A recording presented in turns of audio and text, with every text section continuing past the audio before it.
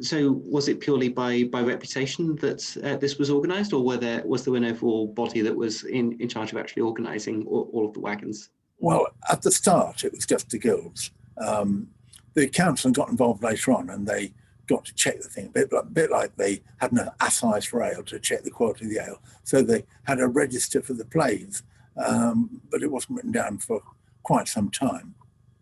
But when they used to have a council official who sat outside the gate at Holy Trinity and checked the plays as they came past, and checked them against the actual script that's written down, or somebody written down in the register. And that's the only reason that the register has bizarrely survived and is in the British Library at the moment.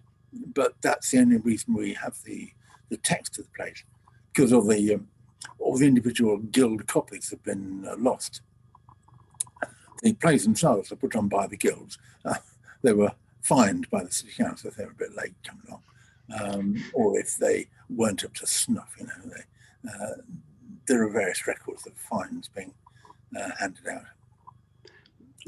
Just poor performances for poor plays. Yeah, either varying too much from what was written down in the register, or the performers not being very good at it, or being totally inaudible, or something like that, or the play being late to start, because it was really crucial that, I mean, given how little spare time they had to crack on and get these blowing plays performed, because they're all different lengths. I mean, quite clearly, you'd have had some plays sort of streaking ahead, and the other big longer ones. I mean, I think Moses and Pharaoh, which is quite an early one, that's pretty much the longest. That's the Hosier's play, but it's that was like 40 minutes. I mean, where are the plays in front of them? They disappeared off around the corner, and are you going to have people standing around, supping on the old free beer, waiting for an hour or so for the next show to turn up? Nah. Anyhow, they had to crack on. Nobody knows quite how they did it, and there are various DPhil theses and books about how they actually managed to hold it together and perform the thing on time. but no, yeah, certainly needs a coordinator anyway.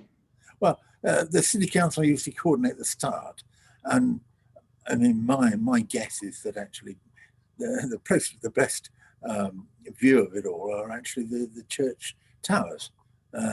So I suspect there's some frantic semaphoring from the church towers down to the ground. But of course, it might not have been anything like that. It might have been just runners or anything really.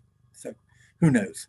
But they used to manage to get it through. And as I say, the last performance was at Pavement, and then they parked the wagon up there. And sometime the next night, they trundled them all back over Ousbridge and back up to Pageant Green. And right. I mean, the only reason we know about Pageant Green is because the very first written mention of the mystery plays that survived to us is the council accounts of 1378, I think, because they rented a shed to put 3 of the pageant wagons, or 3 lots of sets in, and it was the council's responsibility to mend Ousbridge, and the rent of this shed went towards fixing the bridge. And so the council wrote it down to make sure they didn't lose any the next year or the year after.